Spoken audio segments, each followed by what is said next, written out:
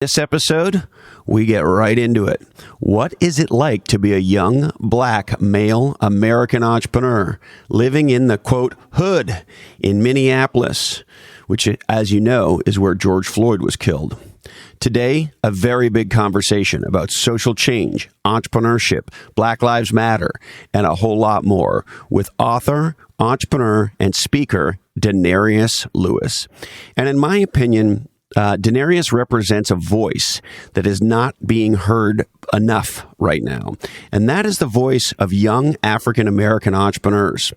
Denarius has gone from homeless to successful. His personal story is an inspiring one, and frankly, I think we need to all be asking ourselves, how do we foster an environment where there are a lot more Denarius Lewises? You see, Denarius, amongst many entrepreneurial things, is the founder of Optimum Outreach, a telecom brokerage firm. And in this conversation, we go deep on what it's like to be him and his thoughts on the whole thing. This is a very big, inspiring conversation at a seminal time in our history. We're sponsored by my good friends at Oracle NetSuite, the #1 cloud business system. Check out netsuite.com/different today. That's netsuite.com/different. And visit my friends at Splunk, SPLUNK.com. So how you been, man? It's been holding up. I'm obviously, in the world of politics, there's a lot of things happening in Minneapolis since our last conversation. But things been holding up, been trudging along, and just keeping my head up. How about yourself? I think I think we're doing great on a COVID adjusted basis. Yeah. It's like the response to how are you needs to sit in the context of, well, we got a global pandemic, a massive recession, and a massive fight for social justice. Yep. Given all that, we're doing okay. I woke up today, my hair is still growing. I'm still blessed. So that's one thing I always have to remind myself, because as you really, if you break it down, we have so many things happening in such a compact time in the first 6 months of 2020, now entering the second stage. So it's definitely been eye-opening. Well, and so tell me, I'm dying to know, I loved our last conversation for One Life. I know this may sound corny, but I'll just say it. I kind of fell in love with you a little bromance for me. and I would just love it, Denarius, if you could put me in your mind. You have a very interesting lens on the world as a young black entrepreneur who came from nothing. I want to get into your story, but I just want to know, what does the world look like to you? At one point, the world looked like tragedy, and very filled with depression. If we look at all the pain and agony of the world at large, we sometimes miss the reflection of how we can add any different change or any value towards what we're pointing the fingers at. So I've switched that paradigm, and I just see hope. So I always see the world filled with hope, with passion, and seeing the alternative than what we're currently facing. So whether that's in politics, whether that's how humans interact with humans, how do we survive this pandemic? How do we survive humanity? How do we survive the environment of lack of air and oxygen, where deforestation? We can go on a very broad topic, but as I singularly try to do my best to add value and find value each day, I see the world as just a way where if we just see each other as one another, we can build just as one another. But there's a lot of friction. So I have mixed feelings of how I view the world. To be very blunt, I want to be very hopeful, but my criticism is there, and it's a middle finger. It's a really a fuck you to the establishment of why is the world the way it is when we hope for it to be different. And so I'm not the only person who hopes this, but I'm just one of the individuals doing my best to add some everlasting change. And how does it feel for you living where you live? Because you're sort of at ground zero for at least where this started. Yeah. At least the racial part of it and the fight for justice part of it. Yeah. So unfortunately, this is not the first situation that happened in Minnesota. We had Jamar Clark a couple years ago. We had Philando Castile. And now we're having George Floyd. And George Floyd was killed on the same day as my birthday. So as I'm celebrating my birthday, May 25th, I'm getting calls, I'm getting text messages. Hey, did you hear? Did you hear? Did you hear? On top of happy birthday. So as I got through the clutter and went through my, went online and saw what was happening literally 13 minutes away from my house, it's now transpired into a big social movement internationally towards, the things that people have been striving for many years. So I'm really at ground level. Every day we are having marches, protests. This Friday, I'm speaking at a event my friends were all putting together called Youth Rise. A bunch of nonprofits coming together to do a youth-led march in solidarity of Black Lives Matter and the George Floyd Fund. So as I'm at the ground level, not only protesting, being at the physical location of where all this happened, I'm seeing not only myself, but also people in my network being a part of the everlasting conversation. Everyone wants to have this conversation, but until you actually put yourself in, take action and put yourself on the ground level and see why people are protesting, seeing why people are frustrated, seeing why, there has to be a reform behind everything that's been created. It's just, it's a never ending conversation because despite whatever age you're at, we've had this conversation in the 60s, the 70s. Are you going to call me old again? Is that what you're getting warmed up to do, Daenerys? You're mature aged. So I'm always delicate with age because some people like their age and some people age with grace. Some people don't. So, but I say that I like my age, but I don't think I'm aging with grace. Well, personality, you're young, you're vivacious, so you're doing well. But that's how I see it. Like I really want to hug the pain out of people because sometimes we're born with pain that we don't know how to address, and it turns into hatred towards another person that we've never even had a conversation towards. So if I want to break down how a person can point fingers at a difference of something, we're all humans trying to survive in this world. We all need oxygen, water, food. So let's do our best to gather those resources. Yeah. Now, I wanted to talk to you about some specifics. We just had David Crane on the podcast, and he's a Stanford professor, former business guy, and now he's the leader of a group called Govern for California that has been working for quite some time to drive political and social change in California through supporting elected officials that they think are on the right side of what should be done versus the wrong side. And whether you agree with them or not, I had this conversation with him because what I wanted to understand in Arias was, what does it truly take to make social and political change happen? And this is a business guy that's been working for at least 15 or so years to do that. He was an advisor to Governor Schwarzenegger, et cetera, et cetera. Anyway, one of the things he said to me, I said to him, what change do you think is going to come as a result of Black Lives Matter? And he said, and I'm paraphrasing, but essentially, unless there's a specific set of requests and initiatives that get driven over time, he said we could actually have very little change as a result of Black Lives Matter and as a result of George Floyd's murder and sort of what feels like an awakening. And I found it a little bit of a surprising comment, but I've been soaking in it ever since he said it. And I think there's real power in what he's saying. And so that leads me to a big question, which is, what are the things that you think programmatically, structurally, need to change for us to truly have a breakthrough in equality here? Having the conversation that you're wanting to have right now. Right now, we're still having the debate to why this is even a conversation. Racism is not real. And so having that first conversation is really let's actually sit down and break this down. Let's not be defensive. Let's actually break down the facts. Once we get down that road, then let's break down defunding the police department. A lot of people want to defund the police department. And the funds is not completely defunding a police department. It is taking funds that can be allocated to the community to allocate for individuals in mental health spaces, public schools, different programs as things are allocated. Black Lives Matter is there's no genuine leader of the Black Lives Matter movement. There are chapters. So in Minneapolis, for my own experience, we have Minneapolis, we have St. Paul, we have another group in St. Cloud. And for us to end that change at a national level, we're learning strategically, we have to start at a local level. And so as I know that what we're doing here in Minneapolis and how we're able to come to the table with a concrete list of demands of, hey, this is what we want. We all know there's a prison to school pipeline. It's following the dollar sign. So there's a big list, follow the dollar signs. And people just don't understand that if you follow the money, you'll find the honey. And a lot of the money isn't going to. I hate to interrupt you, Daenerys. Could you say that again for me? It just sounded so good. when you follow the money, you'll find the honey. You'll find the pot of gold. I'm telling people. So when we break down this dollar signs, it's going to politicians, it's going to sources, but it's not going back to the community. So when we talk about this argument of Black Lives Matter, or the other argument of black on black crime, I mean, we really have to debunk why there isn't even a color towards crime. Crime is crime by humans.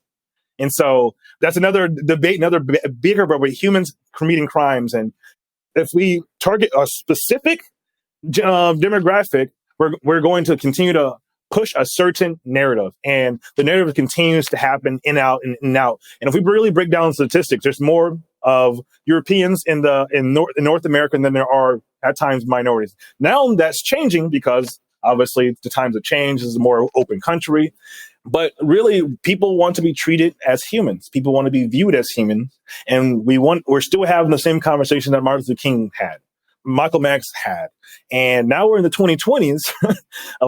Many years away from that conversation, and we're still saying, hey, we're still being killed on the streets by police brutality. Hey, we're still living in poverty from years of being set free, but not actually given a system to be a part of. The list goes on and on of all these different roadblocks and loopholes that minorities have had to go through because the system wasn't built for us. It's not as if the founding fathers were, very diverse. No, there's the people that work for them were diverse, but that's not the case. And there weren't any founding mothers, best I can tell, at least on the documents, right? and to even go in this banter, to even talk about this reform, we want to reform the laws. We want to reform this. We have to reform how America is today. For what America was in the 1800s is not what it is in the 2020s. So there's a lot of things that we're actually going to talk about reform of how laws want to be enacted. Things have changed so dramatically that we're still not having that conversation. Yes, our times have changed, but our laws are so stagnant, and that's why we're sick and tired of being sick and tired. And that's why you're seeing this social uproar. We've been having these conversations for so many years about police brutality, not to go in a political conversation, but as a person of color that wants to progress in life, I want to start a family, I want to build a business. I've had these conversations growing up with my mother of how to navigate a very white world. And so if we're going to really talk about how do you view the world, I view the world as a black man who has to maneuver through it however I do. I'm a very laid back person. I love wearing sweats, but you wouldn't believe it. But again, it's the image. Imagery is very important because I know if I go on the show and I'm wearing my slacks and all that stuff, I may not be taken seriously. And again, I have to continue to put myself or show other people that look like me that there's another way out. Because I intentionally, in my own acquiring of my own home, I live in a high risk area, which people would say is the hood. And I did it intentionally because I want to live in a community that looks like me. I've lived in communities that haven't looked like me, and the discomfort that I've had with my own, entering my home, walking in my neighborhood, stuff in that stuff. So when I see the world as a large, I always, have my blinders, but I always see it in a light of hope for a better future. These riots, what's this motivation? What's going on? Why?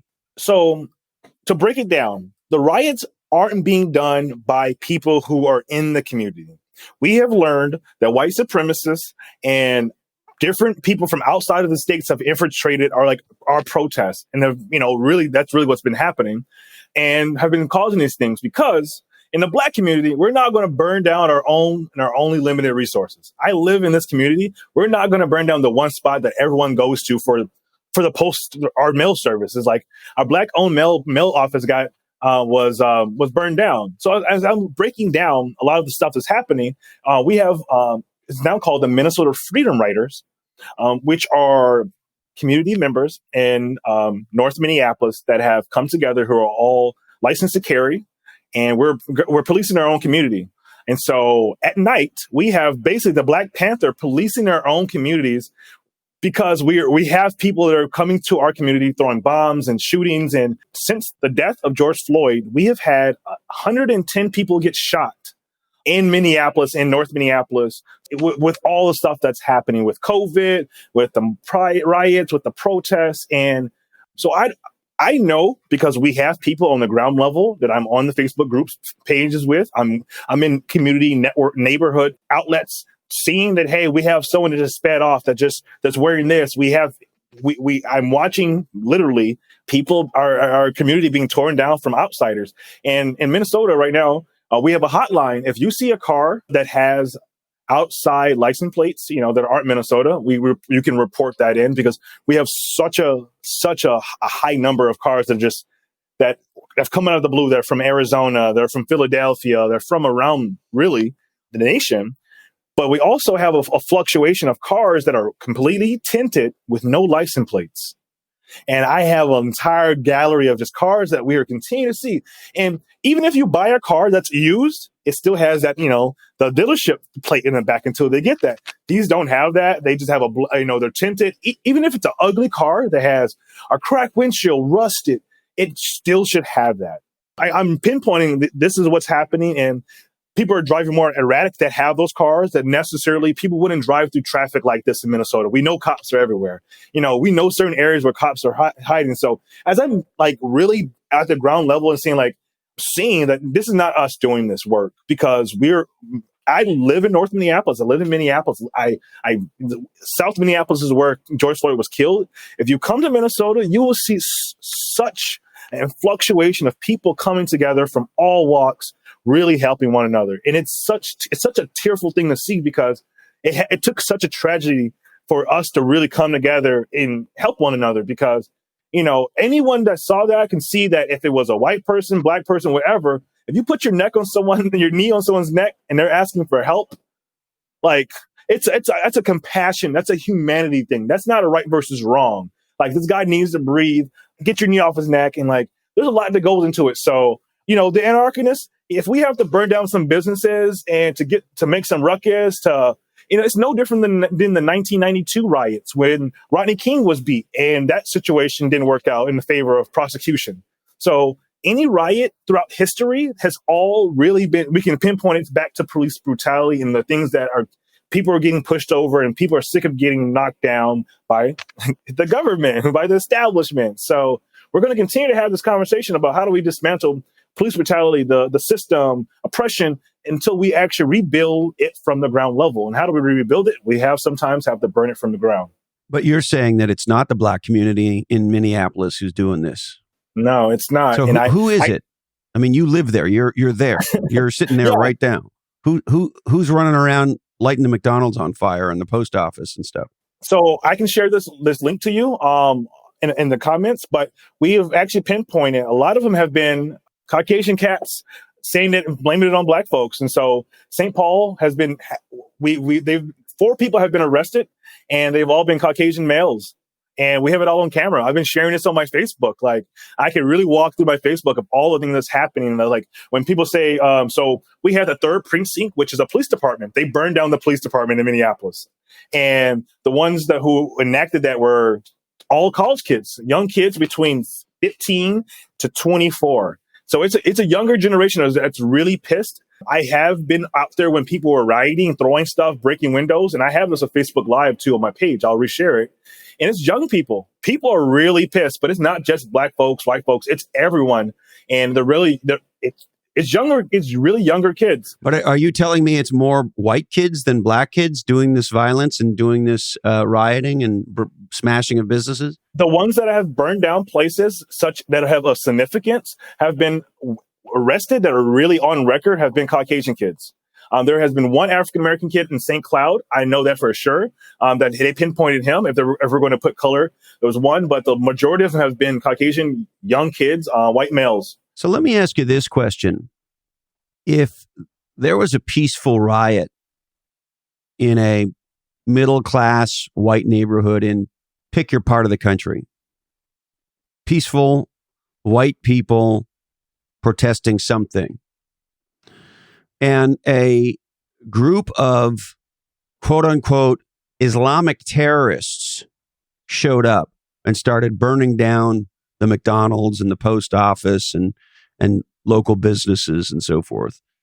What do you think the reaction in the United States would be to a large group of, quote, Islamic terrorists infiltrating a peaceful demonstration and turning it into a riot and looting and so forth? How do you think things would be different? I say that the outcome would be the same outcome of what the U.S. did to Iraq from 9/11. And when people who are just innocent Muslim folks, people will get become targeted. It becomes a race riot. It becomes what we're going through right now with Blue Lives, police law, an occupation versus a life. That same narrative would be pushed, but a lot more hatred, a lot more bigotry, a manhunt for people who look different. There are Muslims. It's a witch hunt because white anger is real anger. And when it's white anger, things get changed. When it's other people's anger, it gets washed under the rug. And that's why we're still having this conversation behind riots and social justice, humanity, because people are not being valued as humans by those who created the systems that says, hey, we're all treated equal. But it would be a witch hunt. Like motherfuckers would be killed. And it's a sad, because throughout history. Right. And it's not, to use your phrase, it's not a witch hunt to find the white people burning down these black neighborhoods. And it's nowhere. I mean, look, I've read this elsewhere. It's not the first time I'm hearing this, of course, but it is not front and center in the news the way it would be if, quote unquote, Islamic terrorists were attacking peaceful white protesters. So look, here's the question. I've got so many for you today. Bring them. I got so many, but this is the one I've been asking my black friends pretty much since this happened. So I want to ask you, what can I do? What can we do? What can I, as a guy like I am, what can I do? You're doing what you're doing right now. You're giving a platform and you're giving people a chance to have their perspective and their stories being told. You're changing that paradigm. You're changing my perspective of older white men. So, like, to be very blunt in that sense, who you calling old? Now I'll say that word for you. But literally, like, you're living testimony. So, but you're having a conversation. You're pushing people's button. You're posting things, and that's on a socialness because you're giving something. You're very blessed. You don't have to do what you're doing, Chris. You can sit back and just age gracefully, but you're choosing to end that, and that's the big important part. Many people are so stuck on what can I do, and not realizing they're doing something by wanting to do something. Now, what's the first step? Is having a conversation, which you've already done. You've asking a tough question. Hey, I know I'm white. I may have some privileges, but like, how the hell do I do something for a younger generation? I got a couple more years left. Like, you're coming to people and you're asking, and you're willing to learn.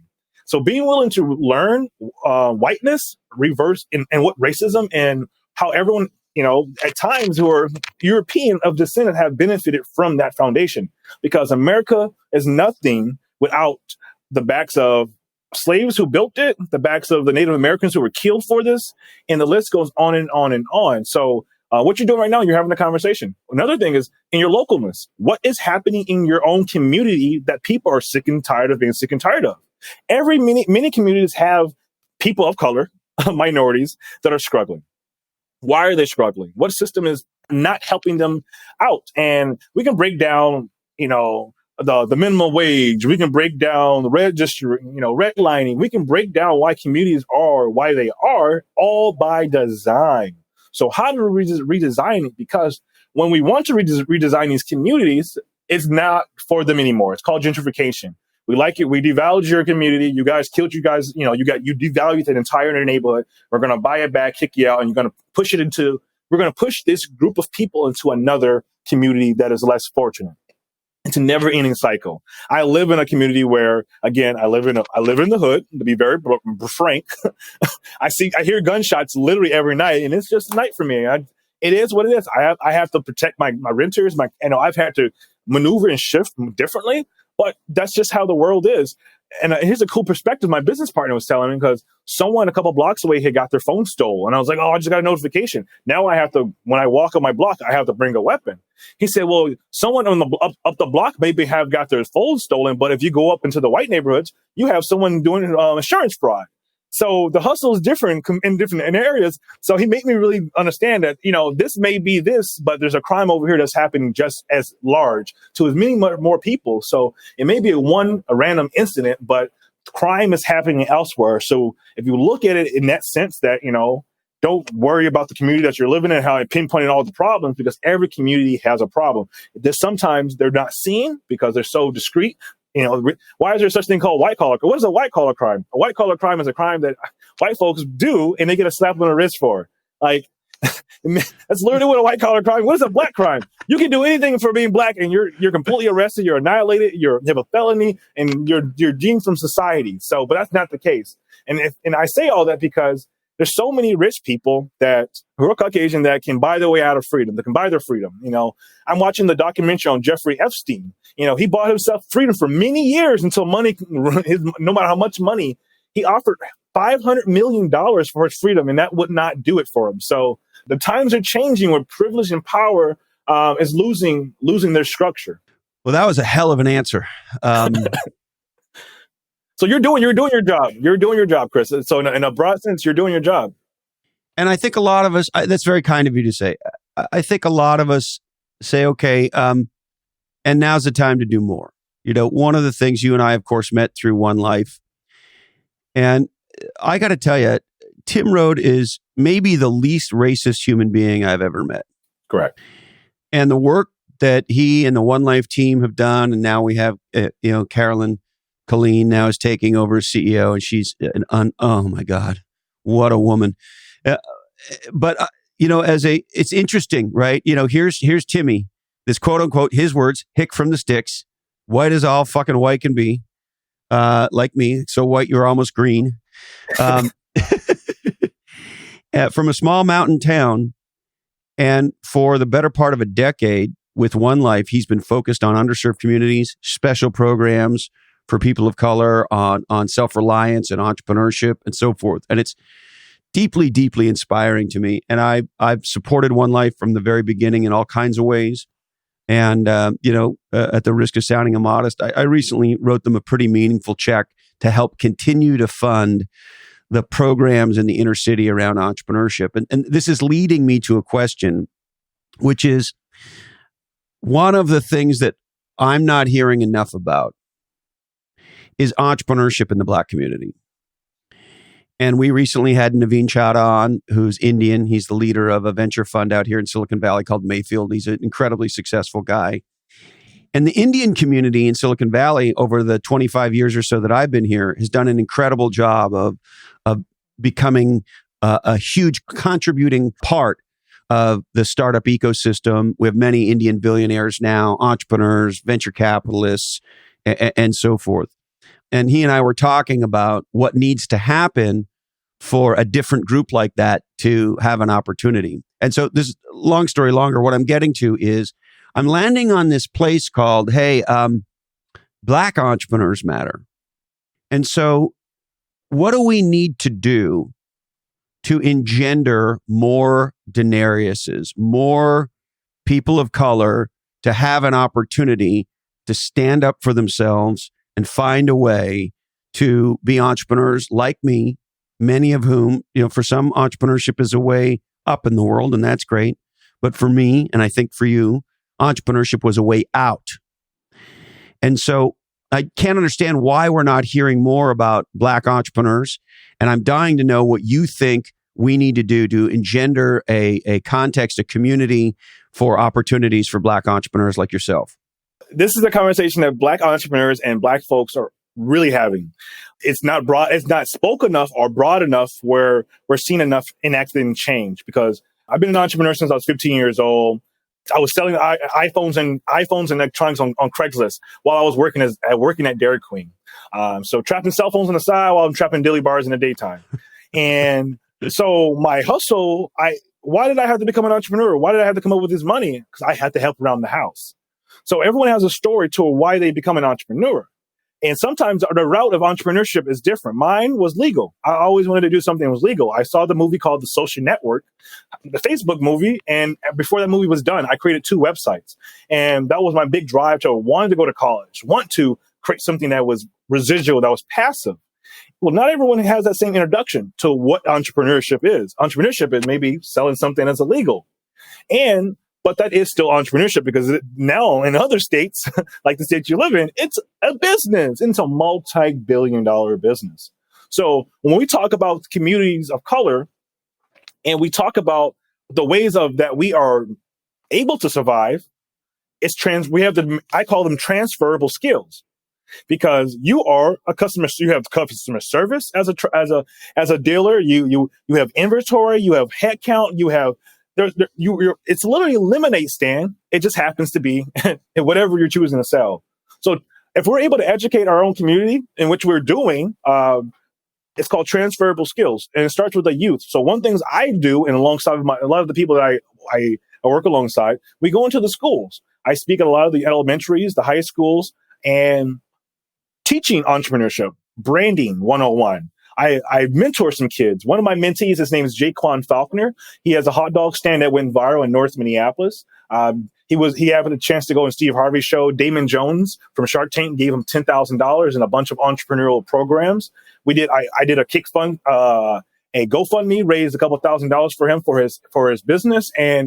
But it starts at that age. Kids are very, very entrepreneurial. If I started my first thing as an entrepreneur at 15 years old, and I'm seeing other kids who want to start something at 10 and so and so and so and so, let's have that conversation with them, because kids are very creative now. They're growing up with iPads. They're growing up with technology. And for the business that I run right now, I run a telecommunications brokerage called Optimum Outreach. And if you go to our website, optimumoutreach.com, you'll see our logo. Our logo is created by my business partner's daughter, who's 12 years old. She gave us an invoice and everything. And it was so unique, and the logo was pretty unique. But it all started with, hey, can you help us out? His daughter's she's again 12 years old because she's a graphic designer. So we're not only, being a living testimony, but helping other people. We're also hiring people to help us out that are that talented for whatever age they're looking for. So because the conversation is just sitting someone down who's interactive. And one of the things I've learned that a lot of the kids that I've talked to, they know about drop shipping. They know about Shopify. They know about e-commerce sites. And I'm like, what? You're a ninth grader. I didn't know about this in high school. I was still thinking about girls and wrestling and, being an athlete. So because I'm still thinking about girls and fights. Yeah. And the reason why is because kids are introduced to Instagram stars, YouTube stars. They see a different outlet. And I know this because as a person who's now building an online store, selling books and stuff like that, the same things that, I have aspired to want to become, I am now am. And then kids are now seeing that, hey, how do I do this? And like, oh, this is just, you have to get a Shopify. You have to do this. But I have to learn, you have to fail your way forward. You pick up some workshops, go to some master classes, some masterminds, but it's a work in progress. But when we're talking about the Black community and all the opportunities to help them build entrepreneurship, we have to know what those opportunities are. We don't know what a chambers of commerce is. We don't know what a business peer network is. It's not our language, but we know what a powwow is. We know what a meetup group is. So it's just changing the verbiage, the lingo, but also people have to see someone that looks like them, speak to them how they want to be spoke to. So I may be in a suit, and when I talk to certain groups, but I have to code switch. Code switching is when I speak all proper, woo woo woo woo woo. But I'm really laid back. I'm a 420 friendly brother, and you throw some cognac in my hand, I may just talk a little bit funnier.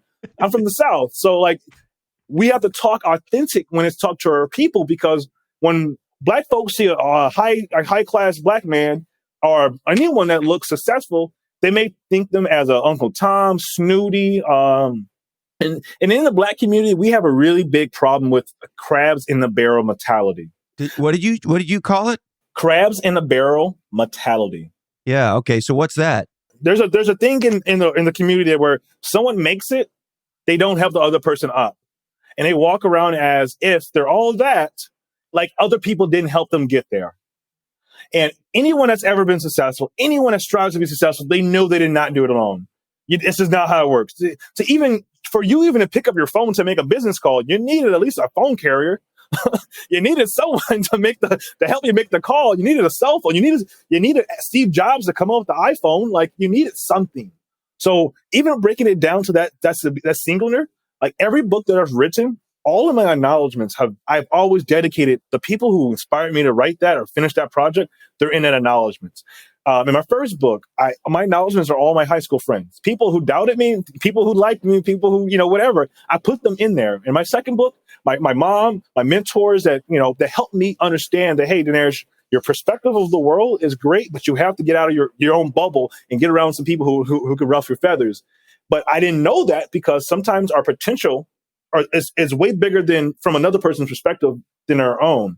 So when you talk about the Black community of people having hope for us, sometimes we don't have hope around us. Sometimes all we see is tragedy, poverty, drugs, alcohol, rape, prostitution. And I live in a very high risk area that is deemed the hood, but it's my community that I love dearly. Everyone looks like me, and the struggle may be different, but I am no different because I've struggled. I've been homeless. I survived the summer of 2013 with $1.78.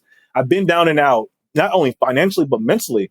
But it's all a shift in our paradigm of us having hope and someone believing in us. Someone believed in me, of me having a better life than I previously had, is what kept me driving. And once I kept having that momentum from people who don't even look like me, people who I've never met. Like we've never met Christopher in person, but we're cool. We vibe, and when we come together, we're going to have some good times. Like, it's just common sense because frequencies and energy attracts like-minded energy. I'm a very spiritual person, so I've been very intent with the energy that I've had to attract to myself, because I realized when I was attracting the unsuccessful outlook, the unsuccessful habits, I was doing unsuccessful things. I was living paycheck to paycheck, but I was around people who were living paycheck to paycheck. You can't be a speaker, author when you're still hanging out with the same guys who you're smoking weed with when you were in high school. It's not how it works, because they may be still figuring it out. Where, internally, I know who I am. I'm not out here looking to be validated by the world at large. I'm living as bold and unapologetically fresh as hell as I can until the day that I die. So as I've had to find that self-love and stop looking for the validation from the outside, the community who's struggling, we're always looking for hope.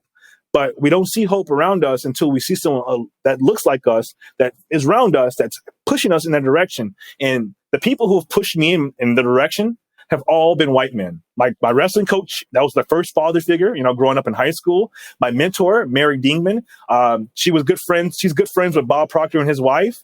So these are people that they really took me under my wing. And so when I talk about guidance, I didn't see color. I saw someone who saw me for who I wanted to become and make sure that I didn't trip up along that route. So when we talk about communities, all communities of color, all communities struggle. Poverty doesn't discriminate. I've seen broke people who are white, broke people who have been Indian. The list goes on and on. But if we really talk about poverty, and we're in the richest country in the world, why is poverty even a system? Because because people benefit off the struggles of others. With the company when I bought my house here in this neighborhood, my car insurance was a lot cheaper when I was in a white neighborhood. My car insurance went up $1,700 more because I changed my address to a high risk area. And I said, no, that's not the case. This is not what's going to happen. And I had to completely switch things up and shop around for an affordable. But even when you talk about insurance companies, you talk about systems, everything is unaffordable in the hood. They jack the prices up and keep people below. And that's how the poverty stays a system. And I've read some things over the last handful of weeks about mortgages in Black communities. And I don't have them at my fingertips, but the numbers are disgusting. And so it's all of that shit, right? Yep. But you somehow made it work in spite of that. I want to go back to, you said something a while ago, Denarius, about that you became an entrepreneur because you had to support your family. Is that what you said? Yep. So tell me a little bit about that time and the circumstances and then the actions that you took. Sure. I'll just talk about my story. So I'm originally from Memphis, Tennessee.